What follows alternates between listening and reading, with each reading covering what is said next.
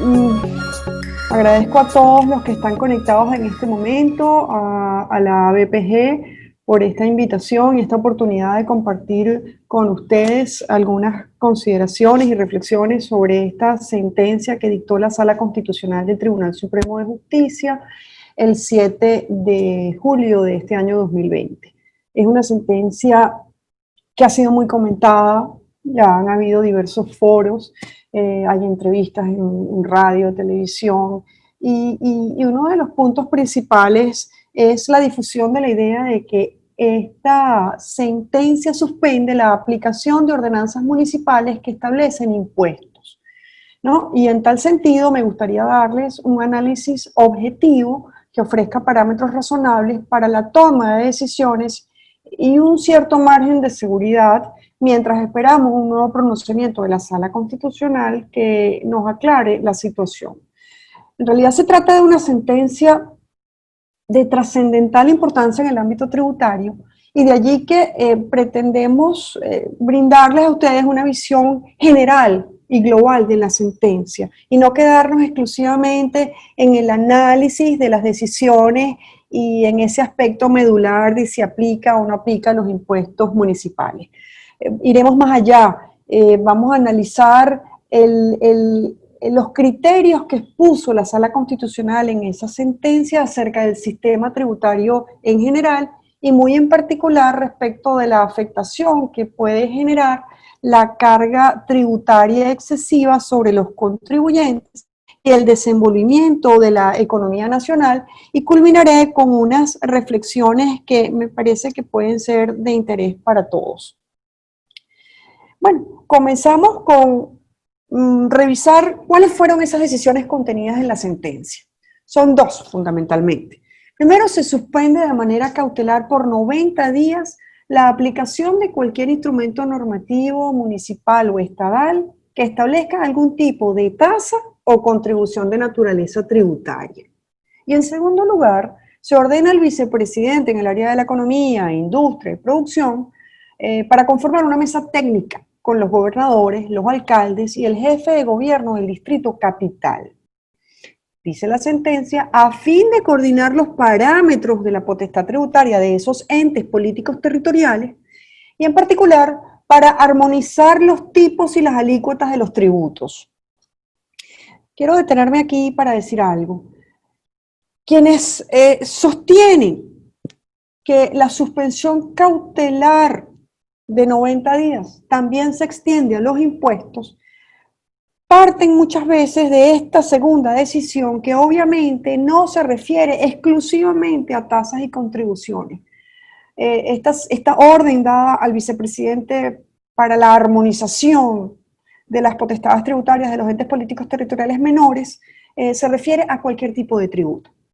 Pero eso lo vamos a analizar más adelante. Lo primero que tenemos que conocer es el contexto dentro del cual fue dictada esta decisión, ¿no? Y lo primero que debemos tener en cuenta y no perder nunca de vista es que se trata de una sentencia dictada dentro de un procedimiento en curso, ¿ok? Que comenzó el año pasado, en julio del año pasado, con la interposición de una demanda de nulidad en contra de dos ordenanzas dictadas por el municipio Chacao. La primera, una ordenanza que fija el valor de la unidad fiscal en ese municipio, que es lo que todos conocemos como unidad tributaria, en este caso municipal, y una ordenanza de convivencia ciudadana que no establece ningún tipo de tributos, pero establece sanciones por el incumplimiento de esa normativa, pero que está calculada en función de la unidad tributaria municipal. Aclaro que Chacao escogió como parámetro para la fijación de la unidad de valor fiscal el dólar. Bueno, al mes siguiente de haber sido introducida esa demanda de nulidad, la Sala Constitucional admitió esa demanda y ordenó la suspensión cautelar de esas dos ordenanzas cuya nulidad fue solicitada. En ese momento se citó a la sindicatura del municipio para que alegara cualquier oposición en contra de esa medida de suspensión. Esas medidas de suspensión se acordó mientras dure este procedimiento y siguen suspendidas.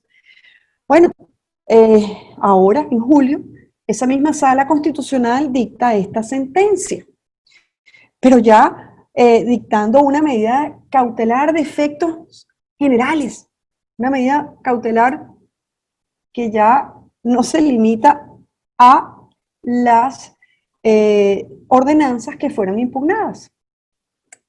Y en ese sentido, creo que hay tres aspectos que analizar. La competencia de la Sala Constitucional para dictar esa medida, el alcance de la medida cautelar y comentar un poco sobre la solicitud aclaratoria que ha sido presentada. En cuanto a la competencia de la Sala Constitucional, que de lo que se trata es determinar si la Sala Constitucional tiene o no competencia para dictar una medida cautelar de carácter general que afecte a todos los instrumentos normativos dictados por estados y municipios. Considero que vale la pena señalar que la sentencia que dictó la Sala Constitucional en agosto de 2019 para dictar la primera medida cautelar dentro de este proceso y que suspendió las ordenanzas de Chacao, citó doctrina en la cual reconoció que esas medidas deben ser homogéneas con el petitorio. ¿Qué quiero decir? Que deben ser parte del petitorio del proceso. Y también reconoció que dichas medidas cautelares no son un fin en sí mismas, sino decisiones previas a una decisión posterior de carácter definitivo, de lo cual se desprende que deben tener una vinculación con el petitorio de fondo, tienen un carácter accesorio. Entonces, si partimos de las afirmaciones de la propia Sala Constitucional, que reconoce en esa primera decisión la accesoriedad de las medidas cautelares a la pretensión del demandante, no vemos en esta segunda decisión, en esta segunda sentencia, en esta segunda medida cautelar dictada, una vinculación entre la pretensión de nulidad de unas ordenanzas de Chacao y la decisión cautelar que afecta a instrumentos normativos cuya nulidad no ha sido solicitada y que afecta a terceros que no forman parte de este proceso. Me refiero a las administraciones tributarias de los entes locales, sean municipales o estadales. Dicho esto, vamos al punto medular, al alcance de la medida cautelar. Como les adelanté en un principio, hay quienes sostienen que la medida de suspensión por 90 días es aplicable a los instrumentos normativos que establecen todo tipo de tributos, es decir, impuestos, tasas y contribuciones. En este punto, no podemos ser indiferentes al texto de la decisión que solo mencionó dos especies de tributos. Si volvemos atrás, leemos, la suspensión dice, sobre instrumentos normativos que establezca algún tipo de tasa o contribución de naturaleza tributaria. Creo que no se puede ser indiferente a ese texto y por lo tanto tampoco a lo que la doctrina, la jurisprudencia, la Constitución Nacional y el propio Código Orgánico Tributario reconocen en relación a los tributos. Siempre se ha dicho que existe una clasificación tripartita de los mismos en impuestos, tasas y contribuciones. Por eso, particularmente considero que una decisión tan delicada como sería privar de la potestad tributaria a estos entes locales, por ejemplo, en el caso de los municipios, privarlos de la posibilidad de cobrar el impuesto a las actividades económicas, requiere de una decisión expresa e inequívoca. Ahora, debo decir que existe otra interpretación. Hay quienes sostienen que justamente por el carácter accesorio de las medidas cautelares a la pretensión, ellos consideran que las ordenanzas o los instrumentos normativos suspendidos son aquellos que tienen que ver con la unidad de valor fiscal de los municipios, visto que la pretensión del demandante en este proceso tiene que ver con el valor de la unidad fiscal. Y hay quienes consideran entonces que también, aparte de que esas son las ordenanzas que deben quedar suspendidas con ellas aquellas ordenanzas que sometan tributos a esos valores como fórmulas de indexación. Y aquí vale la pena comentar que hay quienes sostienen, por ejemplo, que según esta tesis, si bien es cierto que el impuesto a las actividades económicas puede que no esté suspendido, eh, pudiera estar suspendido el pago del mínimo tributario, que es esa porción de impuesto fijo que corresponde al impuesto a las actividades económicas y que se causa cuando el contribuyente no genera ingresos suficientes. En ese caso le toca pagar un mínimo tributario que siempre está fijado y atado al valor de la unidad tributaria. Bueno, es una posición, no la comparto, pero se las estoy comunicando. Todas esas posiciones me parecen bastante agresivas, pues. Y considero en ese sentido que mientras la Sala Constitucional no se pronuncie, no responda a la aclaratoria que le fue introducida por el municipio Chacao en cuanto al alcance de esa medida de suspensión cautelar, creo que no corresponde al intérprete darle un sentido, un alcance mayor a lo que dice el propio texto de la decisión. Debo decir que en relación a esa solicitud de aclaratoria, el municipio Chacao no se limita a preguntar si la suspensión alcanza a los impuestos también. El municipio de Chacao también preguntó a la Sala Constitucional qué pasa con los tributos que se pagan por los servicios de carácter económico. ¿A qué se está refiriendo esa solicitud de aclaratoria? Fundamentalmente al pago de servicios tales como el aseo urbano. Y aquí me voy a detener un segundo para dar mi opinión al respecto, porque es un punto controvertido. Si se discute si lo que se paga por ese tipo de servicio es una tasa o un precio público que no constituye un tributo. Particularmente me oriento por pensar que se trata de un precio público y que no se vería afectado por esta suspensión cautelar, visto que la diferencia fundamental entre una tasa y un precio público es, por ejemplo, que la tasa es fijada para cubrir un coste de algún servicio que presta directamente el ente, ese ente público. Por ejemplo, la tasa que cobra un municipio por la emisión de una licencia de actividades económicas, mientras que un precio público es la remuneración por un servicio de carácter o de un servicio público que no lo presta directamente el ente, sino que es prestado por un tercero con carácter lucrativo, solamente que está sometido a una regulación. Por ejemplo, no puede ser interrumpido o los precios o las tarifas por ese servicio no pueden ser establecidas libremente y sin control del ente local o del ente público que ha concedido a un tercero la posibilidad de prestación de ese servicio. Bueno, yo creo que me cuesta pensar que la Sala Constitucional pueda tomar una medida que implique la suspensión del pago de un servicio que no se puede interrumpir y que necesita ser remunerado para poder seguir disfrutando del mismo y en beneficio de todos. Vamos ahora a hablar un poco sobre la orden de armonización. Esa orden al vicepresidente para conformar una mesa técnica. Lo primero que debo decir, y no puedo dejar de mencionar, es que, bueno, hay una inconstitucionalidad en esa orden, porque pues, a todas luces no puede la Sala Constitucional ordenar al vicepresidente que se atribuya una competencia que es exclusiva y excluyente del poder nacional por medio de la Asamblea Nacional. Esto así lo establece el artículo 156, numeral 13 de la Constitución, que confiere al poder nacional precisamente el poder de armonizar, pero tampoco un poder ilimitado, por cierto. Siempre se ha visto como la posibilidad de poner barreras o límites a las potestades tributarias de los entes locales.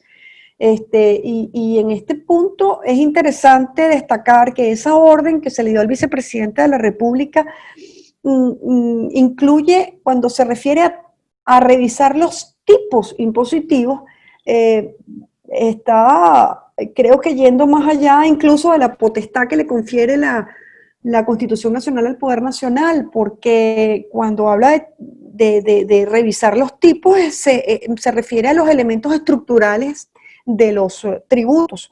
Y en ese sentido, pues esto es aún más grave y es peligroso. Ahora, se basó la Sala Constitucional en esta decisión, en el estado de excepción y de emergencia, pero yo creo que realmente eso no puede ser justificación a algo que se ha vuelto permanente y no es una situación nueva. Ahora, indiscutiblemente que es un clamor general desde hace mucho tiempo poner un límite, sobre todo a los abusos cometidos a nivel de los municipios. Y en este sentido, pues tal vez nos guste o no, y ojalá esta orden de armonización pueda servir para poner algún orden en ese ámbito, ¿no?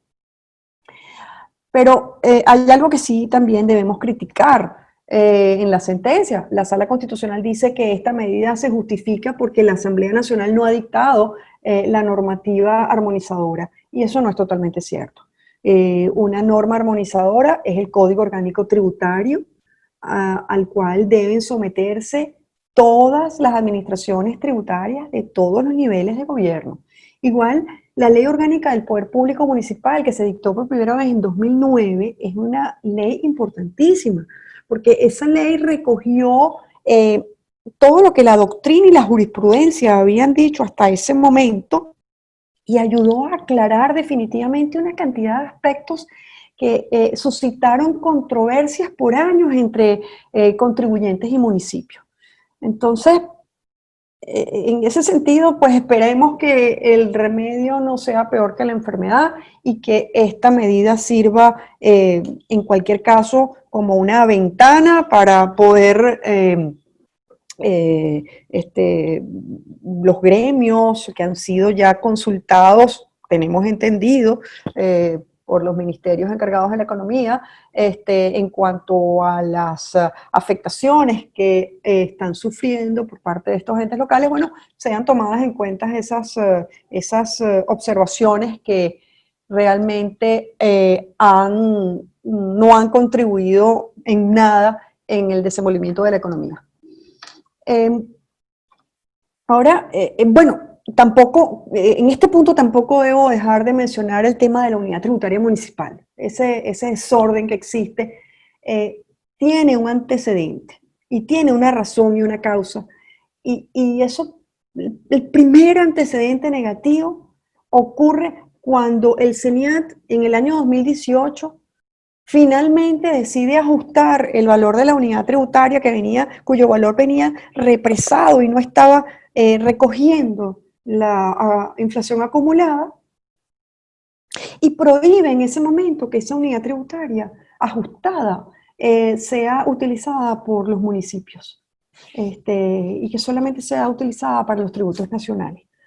Por supuesto que esto dejó de manos atadas en un primer momento a los municipios y luego, por supuesto, empezaron a dictar sus propias unidades tributarias, pero en función de parámetros de lo que cada quien consideró: petro, oro, dólar, cualquier cosa. Entonces no hay ningún tipo de homogeneidad en ese sentido. Ahora quisiera hablarles de esa parte positiva que yo veo en la sentencia, que son los criterios establecidos en relación al sistema tributario en general, que son reconocimientos que están contenidos en la sentencia. Y me refiero a una motivación que hace la sentencia con base en los artículos fundamentales de la Constitución Nacional relacionados con el sistema tributario, y que son los que recogen los principios de la tributación. Me refiero a la capacidad contributiva, a la justicia, a la legalidad, a la prohibición de establecer tributos con efectos confiscatorios, teniendo como fin la protección de la economía nacional y la elevación del nivel de vida de la población.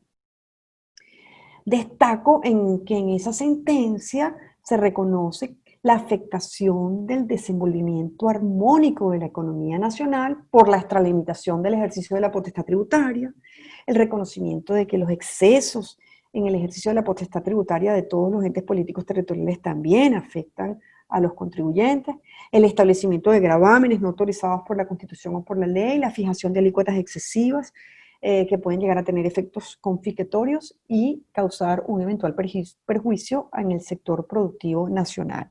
También está dicho en esta sentencia que se debe garantizar que las entidades políticos territoriales no excedan los límites constitucionalmente establecidos.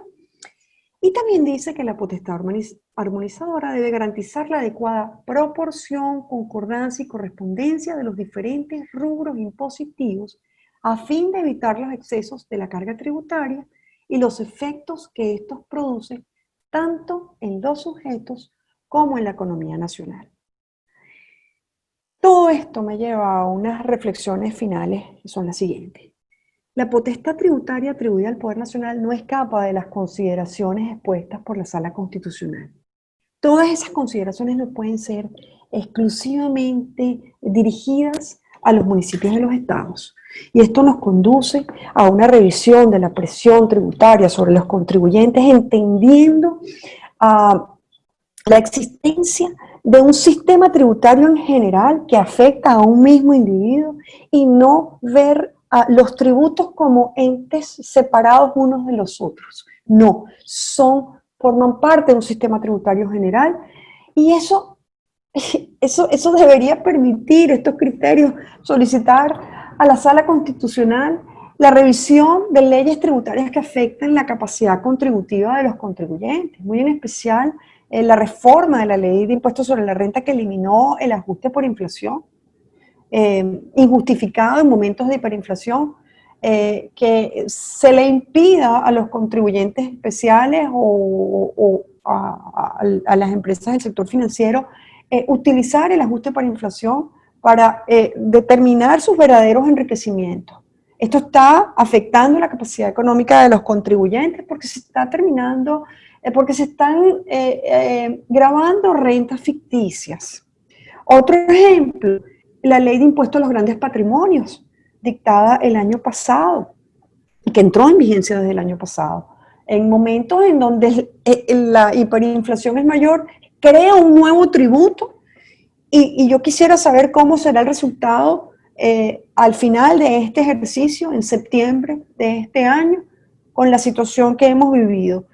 Pandemia sumado a la hiperinflación, terminarán pagando los contribuyentes un impuesto por la tenencia de un patrimonio que no ha generado la renta suficiente para el impuesto que se tiene que pagar. Bueno, eso es algo interesante que ya pues lo calculará cada uno de los contribuyentes.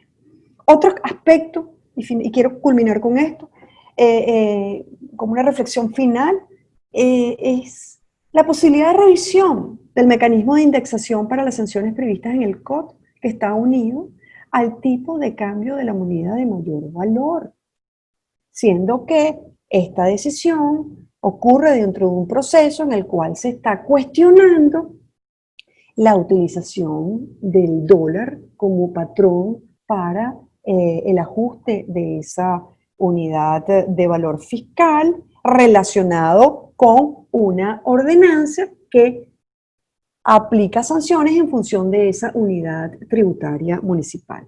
Con esto culmino y agradezco muchísimo la oportunidad. Muchas gracias. Muchísimas gracias, Celina, por vuestra presentación. Continuando con nuestro conversatorio, como ya pueden ver, ya tenemos los videos incorporados. Nuevamente pedimos disculpas al inicio de la sesión donde nos fue imposible colocar los videos, pero subsanado esta situación, seguimos con nuestro conversatorio como lo teníamos planificado, teniendo esta posibilidad de esta presencia virtual a través del video.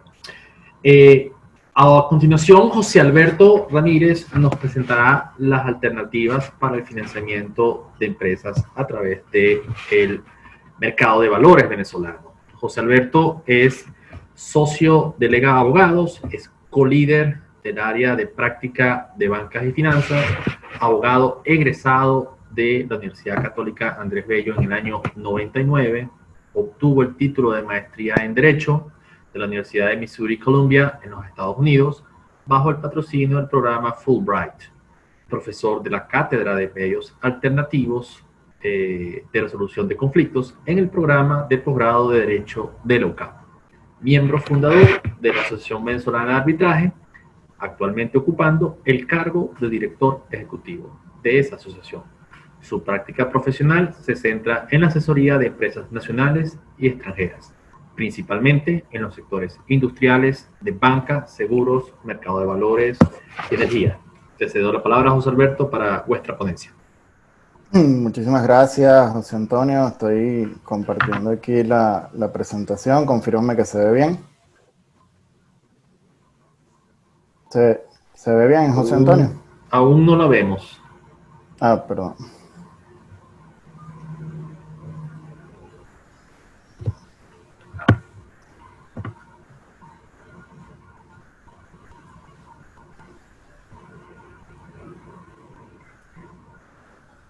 ¿Qué tal ahora? Perfecto. Únicamente colócale en modo presentación y estaría listo. Perfecto. Adelante, José Alberto. Bueno, ante todo, muchísimas gracias, José Antonio, a ti por moderar este evento y muchísimas gracias a la Asociación Venezolana de Procesadores de Gas por esta gentil invitación que nos hacen a Elina y a mí a compartir con ustedes la tarde de hoy sobre estos temas tan interesantes y tan en boga, ¿no? En lo que está pasando en la dinámica económica venezolana, ¿no? A mí me corresponde hablarles un poco sobre, bueno, las alternativas de financiamiento. Yo voy a enfocar estas alternativas más que todo en lo que es el sistema bancario y lo que es el sistema del mercado de valores, ¿no? Bueno, el sistema financiero venezolano se regula a través de la Ley Orgánica del Sistema Financiero Nacional. A partir de esa ley madre existen pues, tres grandes sectores, son el sector bancario, el sector asegurador y el sector del mercado de valores. Yo les voy a hablar es un poco para hacer el contraste de los dos, digamos, del primero y el último, ¿no? Del sector bancario y del sector mercado de valores.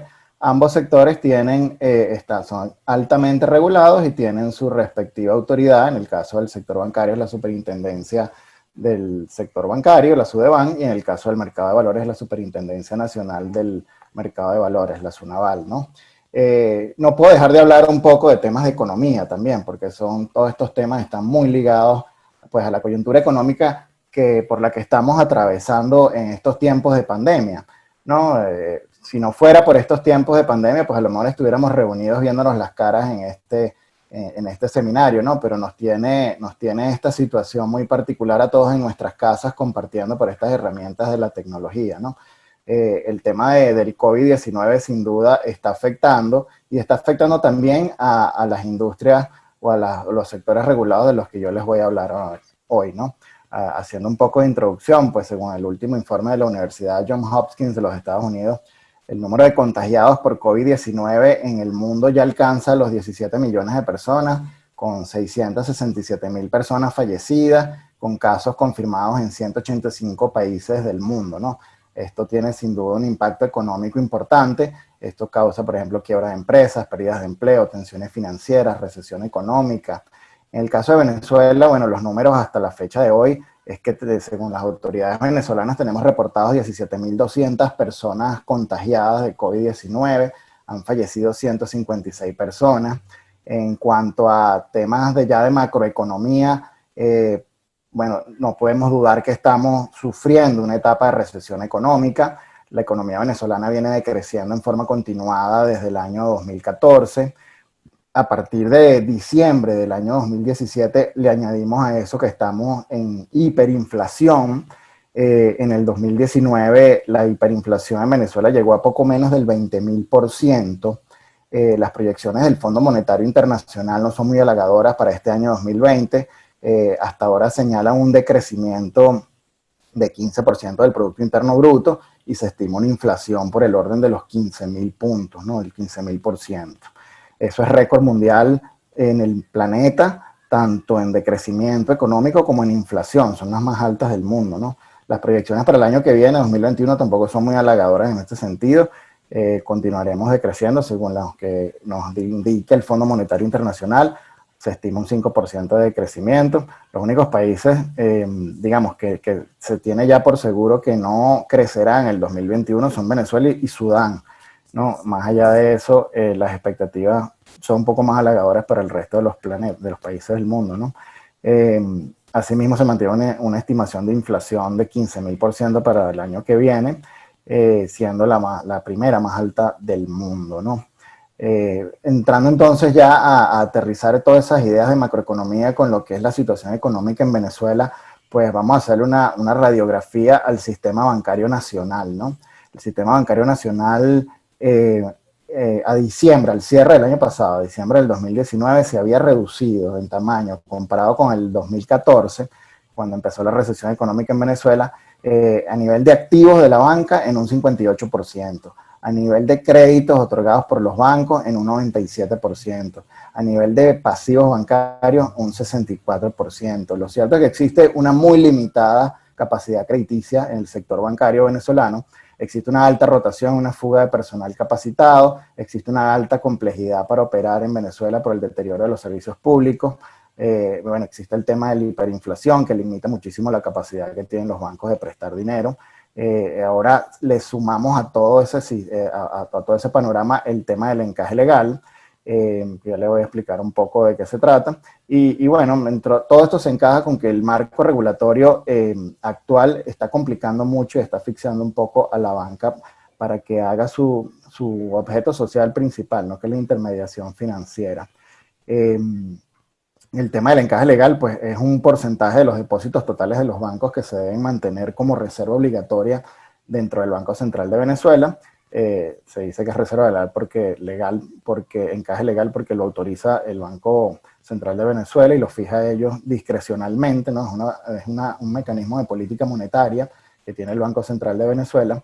Y lo interesante aquí para destacar es que a partir de enero del año 2019, el Estado empezó a utilizar con mayor fuerza esta herramienta de política monetaria y empezó a aumentar muchísimo los niveles de encaje legal. Es decir, la mayoría del dinero que tienen los bancos está, digamos, depositado en el Banco Central de Venezuela sin generar ningún tipo de rédito para los bancos, y es un dinero que existe en la economía venezolana, pero que lamentablemente no puede prestarse a los entes deficitarios de dinero de la economía del país, ¿no?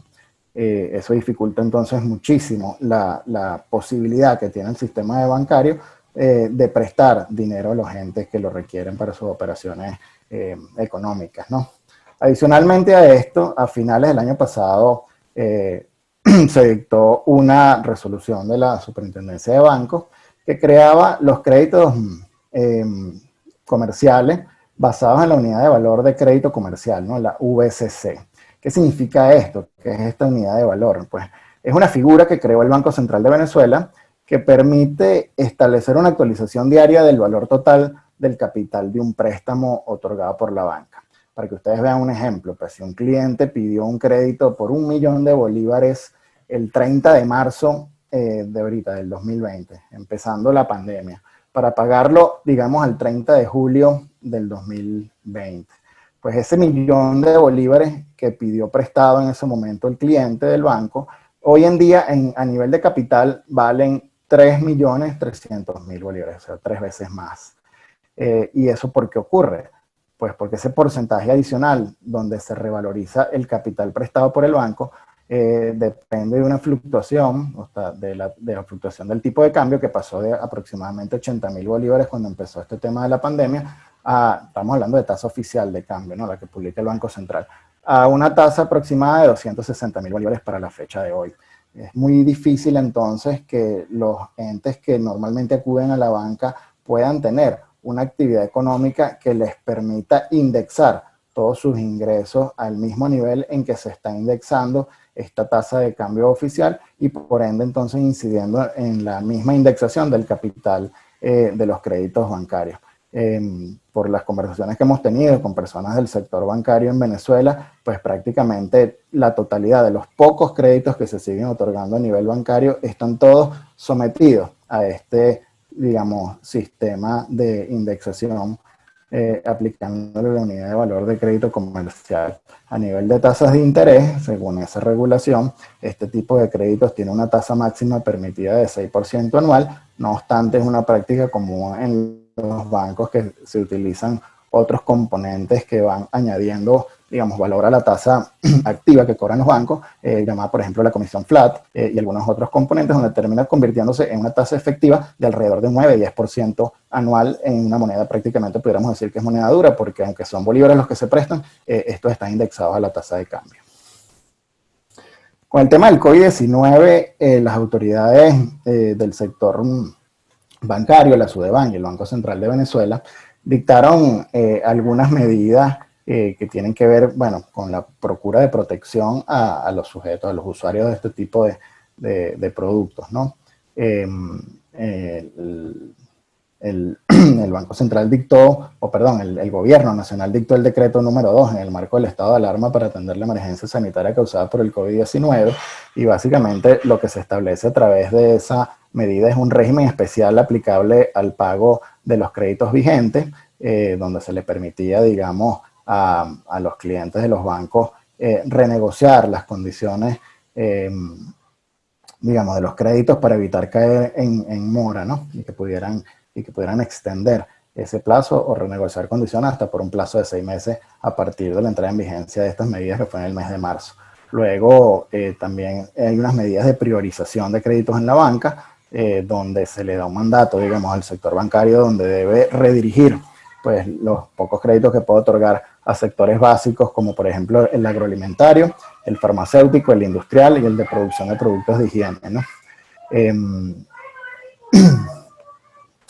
El otro tema es la resolución 8.20 emitida por la Superintendencia de Instituciones del Sector Bancario. Básicamente lo que aplica esa resolución es que se establece la reestructuración de pagos de capital e intereses de los créditos que hayan sido liquidados total o parcialmente hasta por un periodo de 6 meses a partir de la entrada en vigencia de esa regulación, y la no reclasificación de créditos hasta por un plazo de 30 días. Este tema de la no reclasificación es un tema que tiene más que ver con la parte contable de la banca, ¿no?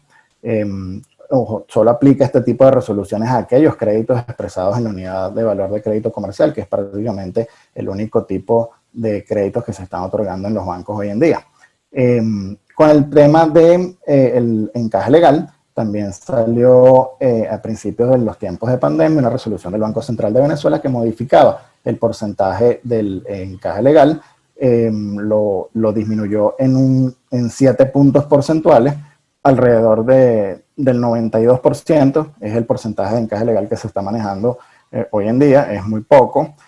Todavía, digamos, podemos ver que los bancos no tienen suficiente capacidad de préstamo, y todos ustedes que están escuchando seguramente podrán darse cuenta, porque eso, digamos, afecta a todo tipo de clientes, aquellos de nosotros que estábamos acostumbrados a tener productos financieros de los bancos, como por ejemplo de tarjetas de crédito, Credinómina, Credifácil, etcétera. Hemos visto que todo ese tipo de productos ha venido desapareciendo, pues gracias al tema de la hiperinflación, sumado al tema del encaje legal, la capacidad de los bancos de prestarnos dinero se ha visto disminuida a máxima expresión, y eso aplica también para los clientes corporativos, las empresas que necesitan financiamiento. Eso me lleva entonces a comparar pues lo que está ocurriendo ahora con el tema del sistema bancario venezolano con otra de las 3 patas del sistema financiero nacional, que es el sistema del mercado de valores, y de eso donde quiero dedicarle la mayor cantidad de tiempo en esta presentación, porque la idea es promover ante todos ustedes como potenciales usuarios del mercado de valores, pues las ventajas y los beneficios de participar en este mercado desde el punto de vista de las empresas, participar como potenciales emisores y utilizar el mercado como fuente de financiamiento, pero también desde el punto de vista de nosotros como personas naturales, de vernos como una potencial posibilidad de inversión, porque, digamos, el mercado de valores tiene esas dos aristas, ¿no? Podemos invertir en él o las empresas pueden financiarse a través de él. El mercado de valores, bueno, ¿cuáles son las razones principales para acudir al mercado de valores? Primero, hay que verlo como un aliado del sistema bancario, y eso no es solo en Venezuela. El sistema, digamos, el mercado de valores en todos los países del mundo donde existe, y que por cierto existe en prácticamente todos los países del mundo, existen 206 bolsas de valores alrededor del mundo. Nosotros tenemos en Venezuela hoy en día únicamente operando la Bolsa de Valores de Caracas. En otras oportunidades históricas, en otras épocas hubo algunas otras, pero hoy en día nos enfocamos en la Bolsa de Valores de Caracas. El mercado de valores siempre se ve como un aliado del sistema bancario. Siempre se dice que el sistema bancario está llamado a financiar créditos, digamos, de corto plazo, mientras que el sistema del mercado de valores está hecho para financiar proyectos de largo plazo. Y uno complementa al otro, no compiten, sencillamente se complementan. Es bueno también acudir al mercado de valores en Venezuela porque tiene un marco regulatorio favorable. Ese marco regulatorio pues tiene todo un listado de leyes que parten desde algunos artículos de la Constitución Nacional, pasando por la Ley Orgánica del Sistema Financiero Nacional que les hablaba al principio, pero también su ley, digamos, más importante, su ley madre, que es el Decreto Ley del Mercado de Valores, que es un decreto ley que data desde el 2015, su última versión data del año 2015. Eso se complementa con la Ley de Caja de Valores, con la Ley de Entidades de Inversión Colectiva, algunas normas de aplicación supletoria del Código de Comercio y algunas otras normas de rango sublegal, pero de mucha importancia, como por ejemplo el reglamento de la Ley del Mercado de Capitales, algunas normas emanadas de la SUNAVAL, de las cuales un par de ellas vamos a discutir hoy en la tarde de hoy, el reglamento interno de la Bolsa de Valores de Caracas, algunos formularios instructivos de la SUNAVAL y algunos criterios que publica la SUNAVAL en su página web. Por último, también destacar como una ventaja del mercado de valores que es un mecanismo ideal de cobertura y de preservación de capital. Por ejemplo, para decirles, en el año 2019, el índice bursátil Caracas aumentó 5.220%. Eso es lo que aumentó ese indicador del índice bursátil Caracas. Una variación más o menos similar a la que tuvo la tasa de incremento del dólar paralelo, lo que representó la mejor opción posible para intentar defenderse de la devaluación y de la inflación en un mercado venezolano que prácticamente tiene muy pocas alternativas de inversión válidas. Tomamos en cuenta que por los temas, digamos, de contabilidad, compliance, etcétera, no todas las empresas tienen la posibilidad de acudir al mercado de cambio de moneda, pero la Bolsa de Valores de Caracas siempre ha estado presente como una opción legal, regulada y confiable para que las empresas inviertan ahí, digamos, los flujos de dinero excedentarios que tengan de bolívares y tengan una protección de ese capital y un rendimiento inclusive superior a veces hasta el de la inflación. ¿Qué tipo de títulos están disponibles en el mercado de valores venezolano? Bueno, tenemos básicamente dos grandes categorías, los títulos de renta fija y los títulos de renta variable. Los títulos de renta fija son los que son, digamos, los más populares en este momento en el mercado de valores venezolano y probablemente los que están siendo más utilizados o la opción número uno de las empresas que acuden al mercado de valores a buscar financiamiento. Dentro de esta gran categoría de títulos de renta fija, vemos las obligaciones quirografarias, los papeles comerciales, el pagaré bursátil, que es una figura innovadora que se incorporó al marco legal venezolano en el último trimestre del año pasado, y los títulos de participación. Cada uno de estos títulos de renta fija tiene unas características particulares, algunos de ellos están un poco más regulados que otros desde el punto de vista de qué se necesita para emitirlos, pero todos tienen, digamos, una característica común, que todos representan obligaciones, digamos, todos son unos derechos de crédito, unas obligaciones que emite la empresa, digamos, valga la redundancia, que los emiten, son unos títulos, digamos, proyectables en el tiempo porque todos tienen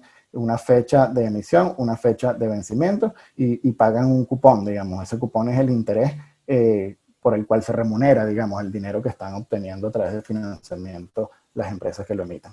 Por el otro lado tenemos los títulos de renta variable, que son básicamente las acciones. Las acciones son un pedacito de propiedad de cada una de las empresas que lo emiten. Eso se dice que son de renta variable porque, a diferencia de los de renta fija, que desde el momento en que se emiten y desde que los inversionistas los compran, no se sabe cuánto va a ser, digamos, la rentabilidad que van a producir, porque más allá de que algunas de ellas paguen dividendos, los dividendos están sujetos pues a que haya utilidades líquidas y exigibles y que se puedan repartir entre los accionistas, pero eso no está garantizado porque depende, digamos, del giro económico propio de la empresa. Pero a diferencia de los títulos de renta fija, los títulos de renta variable le dan un derecho de propiedad al inversionista dentro del capital social de la empresa que lo emite. Es decir, ustedes cuando van al mercado de valores y compran acciones, por ejemplo, de Ron Santa Teresa, que es una acción que está muy de moda ahorita porque se está acaba de emitir 6 millones de acciones clase B y estamos en la tercera ronda de colocaciones y todas se han vendido, han sido absorbidas por el mercado, pero ustedes cuando compran esa acción se están convirtiendo en accionistas, en dueños de un pedacito de Ron Santa Teresa. ¿Quiénes son los emisores tradicionales o los que están operando hoy en día en el mercado de valores de Venezuela? Los pudiéramos dividir en, digamos, 2, 3 grandes categorías. Empresas del sector financiero, y ahí en pantalla vemos las que tradicionalmente han utilizado o han estado operando en el mercado de valores de Venezuela: Mercantil, Servicios Financieros, Banco Provincial, BNC, Bancaribe, Banco de Venezuela, BOD. BOD es interesante porque me permite comentarles que es la acción, digamos, más económica que transa en el mercado de valores venezolano. Una acción de BOD hoy en día transa por alrededor de unos 300 bolívares, más o menos lo que nos costaría comprarnos un café en una panadería. Es decir, es tan fácil y es tan democrático participar desde el punto de vista del inversionista en el mercado de valores venezolano que con solamente lo que nos cuesta tomarnos un café podemos adquirir una acción emitida por el BOD y invertir en esa manera y convertirnos en uno de los tantos accionistas que tiene ese banco. Hay también acciones o empresas del sector industrial, como por ejemplo estas dos que listo de primero, las listo de primero a propósito porque Fondo de Valores Inmobiliarios y Ron Santa Teresa son tradicionalmente dos de las empresas que más han creído y más impulsado el mercado de valores en Venezuela, lo utilizan muchísimo. De hecho, Fondo de Valores Inmobiliarios, que es una empresa que tiene 25 años en el mercado inmobiliario venezolano, con proyectos sumamente exitosos. Por ejemplo, ellos son los dueños del Centro Comercial Tolón, Centro Comercial Paseo de Latillo, Centro Comercial San Ignacio.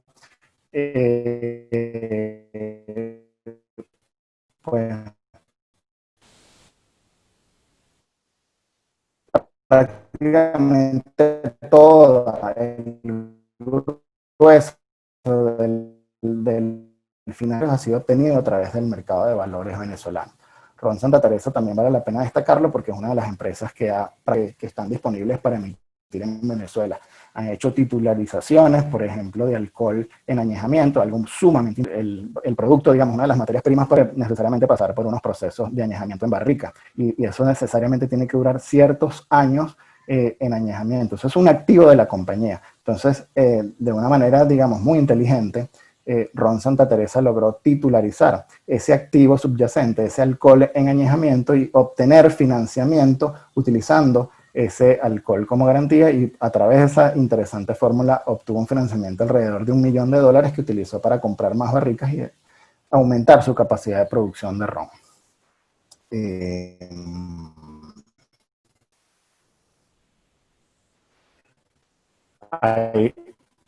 Estos logos son distintos los sectores que están representados como empresas emisoras en el mercado de valores venezolano, de renta fija más que todo. El otro que lo que le quería destacar de aquí es que hemos visto en el mercado que una vez que una empresa de un sector entra al mercado de valores, inmediatamente vemos algunas otras empresas competidoras que no se quieren quedar atrás, ven eso una oportunidad y empiezan también a participar del mercado de valores. En el caso, por ejemplo, de Central Mairense, también Automercados Plaza, que es un competidor natural, participa. En el caso de alcoholes, por ejemplo, de bebidas alcohólicas, Ron Santa Teresa participa, pero ahora Ron Carúpano también está participando. Digamos, en el marco digamos, del evento en el que tenemos hoy, que es, digamos, hospedado por la Asociación Venezolana de Procesadores de Gas, yo le quiero dar también entonces un espaldarazo a ese sector industrial de la economía y decirles que hay algunos actores de ese sector, y en este caso vale la pena mencionar Inelectra, Bepica y una empresa, Suelopetrol, que hoy en día no está emitiendo, no está participando en el mercado, pero lo hizo hasta hace poco y con muy buenos resultados.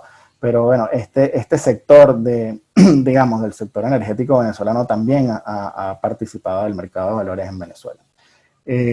Sobre el tema del pagaré bursátil, pues comentarle que es un producto nuevo, innovador, se introdujo en Venezuela en el último trimestre del año pasado. Todavía no conocemos de que se haya emitido todavía porque falta que la SUNAVAL emita unas regulaciones sobre él, pero básicamente es decirle algunas características de este interesante producto. Es un producto que, bueno, sus orígenes creo que nos los trajimos de la Argentina, que es un país que ha sufrido digamos, algunos avatares económicos similares a los que ha sufrido Venezuela. De allá nos trajimos la idea. Ahorita es uno de los productos que está más dirigido para que sea emitido por las pymes, por las pequeñas y medianas empresas, y básicamente sus características es que es una deuda a corto plazo, es un producto que tiene menos, digamos, requisitos para su emisión en cuanto a posibilidad de que sea, en vez de 2 estudios de calificadoras de riesgo, que sea uno solo, en cuanto al monto máximo de emisión, en cuanto a la autorización corporativa que debe dar la compañía para poder emitirlo. Con el tema de normas que han salido recientemente y las vemos con ojos muy positivos, vale la pena destacar estas normas relativas a la oferta pública de colocación y negociación de valores emitidos por el sector privado en moneda extranjera. Eso es lo que le abre las puertas ahora a las empresas que cumplan con esos requisitos a financiarse en una moneda distinta al bolívar. Pues, pronto veremos en Venezuela a empresas emitiendo en dólares, empresas emitiendo probablemente en euros, dependiendo, digamos, de sus necesidades. Básicamente, para darle un paseo a estas normas tan interesantes, ¿cuál es el tipo de productos que las normas permiten emitir? Son únicamente productos de renta fija. No hay posibilidad de emitir renta variable, es decir, las empresas no pueden emitir sus acciones en moneda extranjera todavía en Venezuela, solo productos de renta fija, que son obligaciones, y dentro de este tipo de obligaciones, pues las obligaciones quirografarias, que son productos a largo plazo, los papeles comerciales, que son productos a corto plazo, hasta un máximo de 360 días de vencimiento, el pagaré bursátil, del cual ya les hablé, que está muy dirigido para que sea emitido por las pequeñas y medianas empresas, y los títulos de participación, de los cuales les puse un ejemplo con el tema que hizo Santa Teresa titularizando el alcohol, ¿no? ¿Cuáles son las características fundamentales de la posibilidad de emitir en moneda extranjera?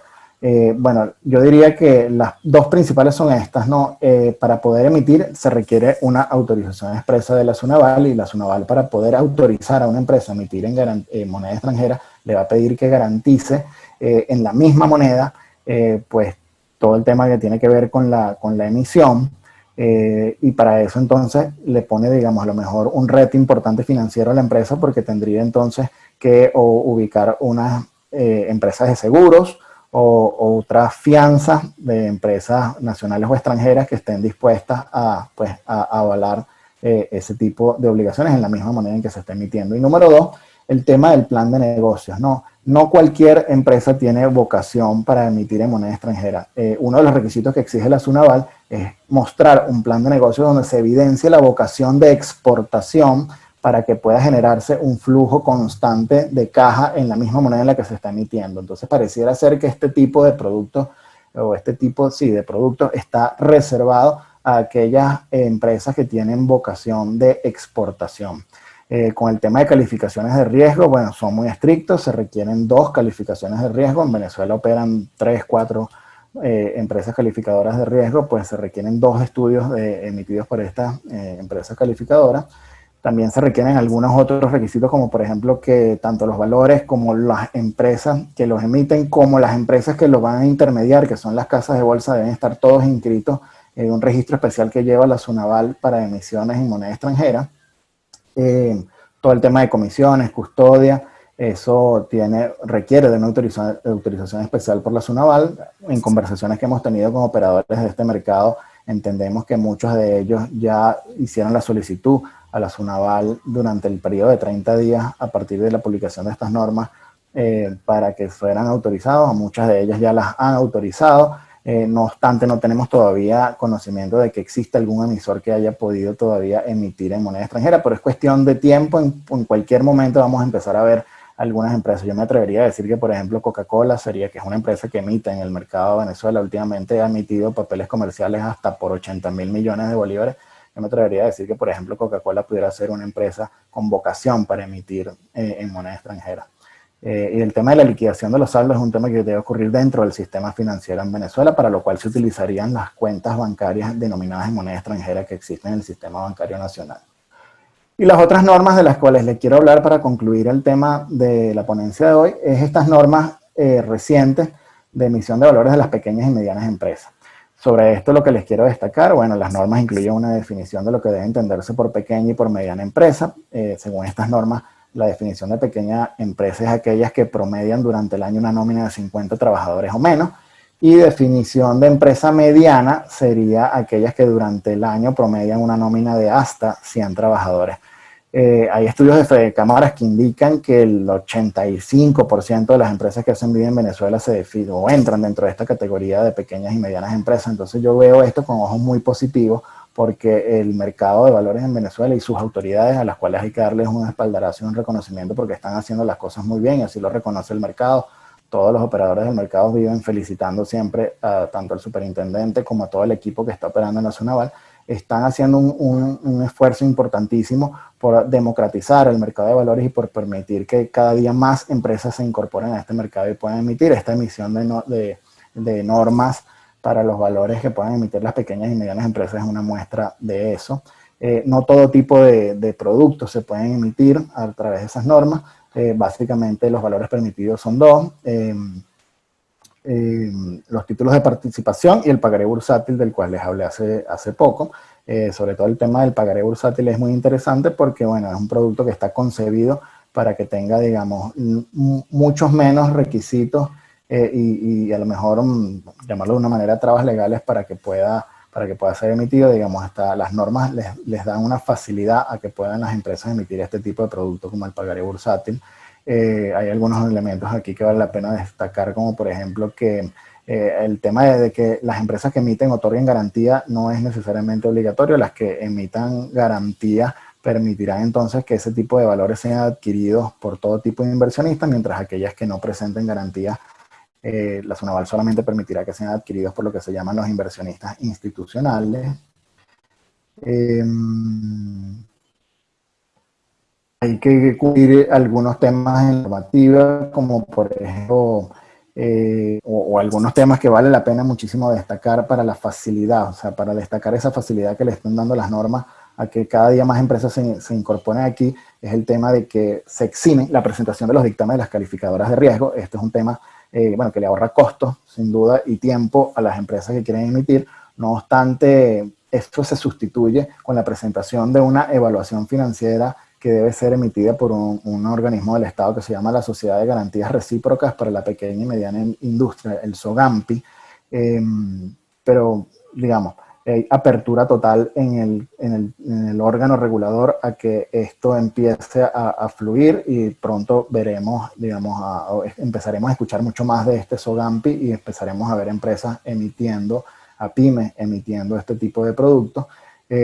También se habla de un prospecto simplificado. Hasta donde tenemos conocimiento, todavía la Sunaval no lo ha puesto a disposición del público, pero se estima que muy pronto va a ser colgado en la página web de la Sunaval, y a través de este prospecto simplificado pues se podrá facilitar el proceso de autorización de las emisiones.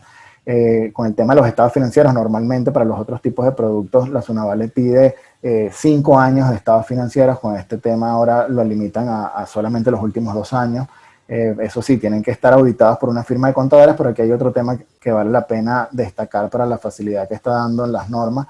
En el otro tipo de productos, pues esos estados financieros deben venir obligatoriamente auditados por empresas de contadores que pertenezcan a un registro especial de firmas de contadores que tiene la Sunaval, a diferencia de para estas nuevas emisiones hechas por las pymes, se les permite que los estados financieros estén auditados por empresas, por firmas de contadores que no necesariamente estén inscritas digamos, en el registro de la superintendencia.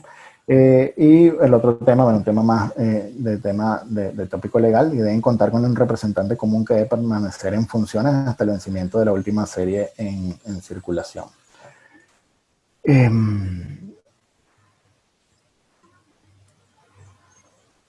Bueno, aquí unos temas un poco más técnicos. No quisiera dedicarle tanto tiempo a eso porque ya falta tiempo.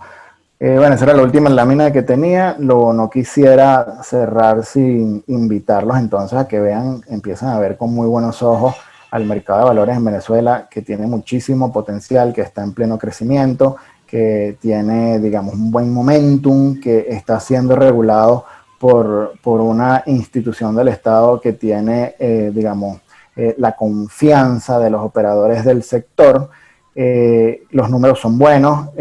La Sunaval ha venido aumentando constantemente desde los últimos 4 años los números de autorizaciones de valores que ha venido realizando. todas y cada una de las emisiones que los operadores, o sea, las empresas que se financian a través del mercado, satisfactoriamente se han venido colocando en su totalidad. Es lo que hemos visto en los últimos tiempos. El tema de la pandemia no podemos decir que afecta al mercado de valores en Venezuela, sino todo lo contrario, porque desde que entramos en pandemia la actividad en la Bolsa de Caracas y la actividad de la Sunaval ha sido, pues, yo creo que ha aumentado en velocidad, porque se están cada semana nos enteramos de nuevas autorizaciones de emisiones y de nuevas colocaciones que se terminan, digamos, en su totalidad distribuyendo o absorbiendo por el mercado. Entonces, es una muy buena oportunidad que vale la pena que las empresas que necesitan financiamiento en Venezuela la empiecen a considerar con mucha seriedad. Y con esto termino. Gracias, José Antonio. Te doy la palabra entonces. Oh, excelente, José Alberto. Muchísimas gracias por la excelente presentación. De verdad que muy enriquecedora.